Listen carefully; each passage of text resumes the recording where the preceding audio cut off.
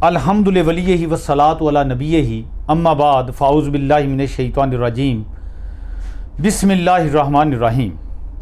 آج کل جو سوشل میڈیا پہ کچھ لنڈے کے اسکالر ہیں جنہیں کچھ نہیں پتہ، وہ یہ نیو جنریشن کو کہتے ہیں جو قرآن پاک میں لکھا ہے ایاک نعبد و ایاک نستعین، ایاک نعبد و ایاک نستعین، اور یہ آیت پڑھ کے کہتے ہیں کہ اللہ کے جو نیک بندے ہیں ان سے استعانت نہ کرو، ان کو پکارو نہ، ان سے مدد نہ مانگو، یہ شرک ہو جائے گا۔ حالانکہ ان کو شرک کی ڈیفینیشن کا نہیں پتہ، ان کو یہی نہیں پتہ شرک تو نام ہے اللہ کی برابری کا، اللہ کے برابر سمجھنے کا۔ ایک آدمی ان کے الفاظ میں جو مردہ ہے، جو مر چکا ہے، اس سے مدد مانگتا ہے، یہ کہتے شرک ہو گیا۔ اللہ کے بندو، اللہ مردہ ہے، اللہ تو زندہ ہے۔ شرک تو تب ہوگا کہ اگر میں ایک مردے سے مدد مانگ رہا ہوں اور اللہ کو بھی مردہ سمجھتا ہوں۔ اللہ زندہ ہے اور میں ایک ایسے بندے اللہ کے سے مدد مانگتا ہوں جو بظاہر دنیا سے وفات پا گیا، چلا گیا، جبکہ اللہ کو تو موت ہی نہیں ہے، وہ حی لا یموت ہے۔ یعنی فضول قسم کے شرک کے فتوے، فضول قسم کے، قبروں سے مانگنے کو شرک کہہ دیا، قبروں پہ جانے کو شرک کہہ دیا۔ پھر میں کہوں گا یہ آپ فتوے اس لیے لگاتے ہو کیونکہ آپ کو شرک کی ڈیفینیشن کا نہیں پتا۔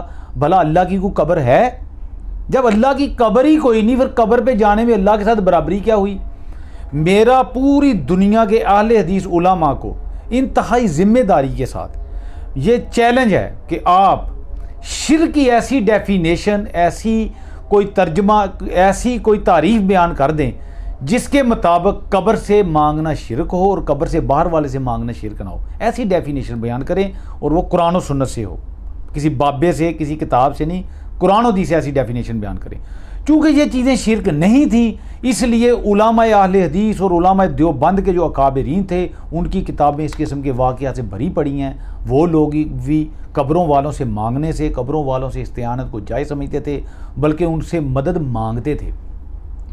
آپ حیران ہوں گے، ایک ہوتا ہے اس دنیا میں کسی قبر والے کو یاد کرنا، وہ تو پھر بھی سمجھ میں آتا ہے۔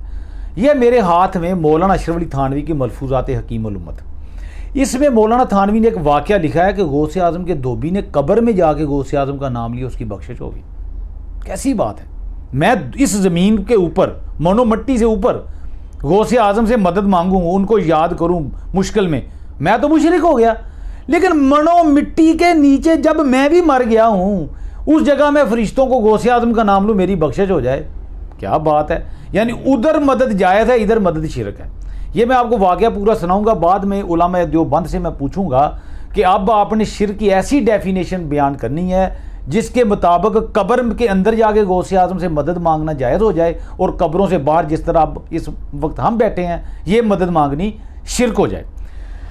لکھتے ہیں کہ ایک مولوی صاحب کے ایک سوال کے جواب میں فرمایا، آپ تو اسی پر تعجب کر رہے ہیں، میں نے حضرت مولانا فضل الرحمان صاحب گنج مراد آبادی رحمۃ اللہ علیہ سے خود اس سے زیادہ عجیب ایک حکایت سنی ہے جس میں توجیہ کی بھی ضرورت ہے، اور کوئی بیان کرتا تو شاید یقین ہونا بھی مشکل ہوتا اور بہت ممکن تھا کہ میں سن کر رد کر دیتا، یعنی میں انکار کر دیتا کہ یہ روایت غلط ہے، لیکن چونکہ مولانا فضل الرحمان گنج مراد آبادی نے بیان کیا ہے لہذا یہ روایت مولانا تھانوی کے نزدیک بھی ٹھیک ہے۔ اب واقعہ سنیے۔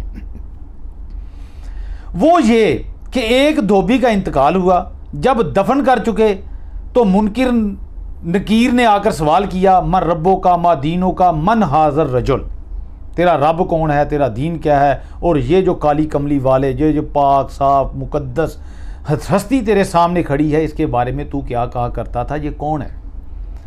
ہن دھوبی نے نہیں کیا کہ میرا اللہ رب اللہ ہے، جیڑی توحید تسی لوگوں نے اج تک گھوٹ پلانی شروع کی ہے۔ مولانا تھانوی نے کیا کہا اس واقعے میں کہ دھوبی نے کہا، وہ جواب میں کہتا کہ مجھ کو کچھ خبر نہیں، یعنی نہ اللہ دی نہ دین دی، مجھ کو کچھ خبر نہیں، میں تو حضرت غوث اعظم کا دھوبی ہوں۔ کہ دھوبی ہاں غوث باغ دا، اللہ اکبر۔ اگے تھانوی صاحب لکھ دیا، اور فی الحقیقت یہ جواب اپنے ایمان کا، کفر کا نہیں، شرک کا نہیں، اپنے ایمان کا اجمالی بیان تھا کہ میں ان کا ہم عقیدہ ہوں، جو ان کا خدا وہ میرا خدا، جو ان کا دین وہ میرا دین۔ ਅੱਗੇ ਫਿਰ ਧੋਬੀ ਨੂੰ ਕੁੱਟ ਨਹੀਂ ਪਈ, ਜਿਹੜੀ ਕੁੱਟ ਤੋਂ ਤੁਸੀਂ ਸਾਨੂੰ ਡਰਾਉਂਦੇ ਹੋ ਕਿ ਤੁਸੀਂ ਸ਼ਿਰਕ ਛੱਡ ਦਿਓ, ਤੁਹਾਨੂੰ ਕਬਰ 'ਚ ਕੁੱਟ ਪੈਣੀ ਆ, ਤੁਸੀਂ ਕਬਰਾਂ ਕੋਲ ਮੰਗਣਾ छोड़ दो, आप कब्र वालों से इस्तिआनत छोड़ दो, आपको कुट पड़ेगी, ये नहीं कहा। मौलाना थानवी लिखते आ इसी पर उस धोबी की निजात हो गई, वो बख्शिया गया। बाकी इससे ये लाजिम नहीं आता कि उसका ईमान भी इजमाली ही था, महज ताबीर इजमाली थी। आगे नया मलफूज शुरू हो गया, यानी बात ख़त्म। कहने का मतलब ये है कि ये ना कह दीजिए कि अगे जाके मौलाना थानवी ने कुछ और लिख देता सी, यानी मैंने आपसे वो छुपा लिया। जो वाक़या था, जो तहरीर थी मिनो अन आपके सामने मैंने पेश कर दी। अब मैं जमी उलमाए देवबंद से ये सवाल करूँगा कि जब तक आप शिर्क की ऐसी डेफिनेशन नहीं बयान कर देते जिसके तहत मौलाना थानवी और मौलाना फजलुर रहमान गंज मुरादाबादी तो मुशरिक ना हो, मनो मट्टी के नीचे गौस पाक को याद किया, उनकी मुश्किल हल हो गई और साढ़े के गरीब जड़े दुनिया के मंगते मुशरिक हो गए। ये बात नहीं चलेगी, ये दोगली पुलिसी नहीं चलेगी। आपके अकाबर, आपके बड़े, आपके बुजुर्ग कब्र वालों से भी मांगते रहे हैं, कब्रों में जाकर कब्र वालों से मांगने के भी कायल रहे हैं, और आपने जो तीर कुफर के जो शिरक पे हमारी तरफ चलाने शुरू कर दिए हैं। खुदा का वास्ता है, ये मशक अगर आपने करनी हो तो मौलाना थानवी पे बड़ी खुशी से कीजिए, हमें माफ़ी दीजिए। और जमी अहले सुन्नत सवाद आज़म की अवाम जो कब्र वालों से अकीदत रखते हैं, उनकी ताज़ीम करते हैं, उनका अदब करते हैं, उनको उस अदब ताज़ीम से मत रोकिए।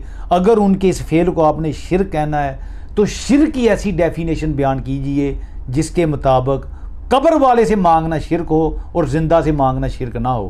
क्योंकि शिरक कहते हैं अल्लाह की बराबरी को। अल्लाह तो ज़िंदा है, शिरक तो होना चाहिए किसी ज़िंदा से मांगने का, और आप मरे हुए से मांगने को शिरक कह रहे हैं। लिहाजा इस बहस को मैं इसी पे कंक्लूड करूँगा कि शिरक के फतवे लगाने से पहले शिरक की डेफिनेशन बयान कीजिए, और कम से कम सबसे पहले मौलाना थानवी पे भी ये फतवा लगाइए। वमा अलैना इल्लल बलाग। कार भी बंद है।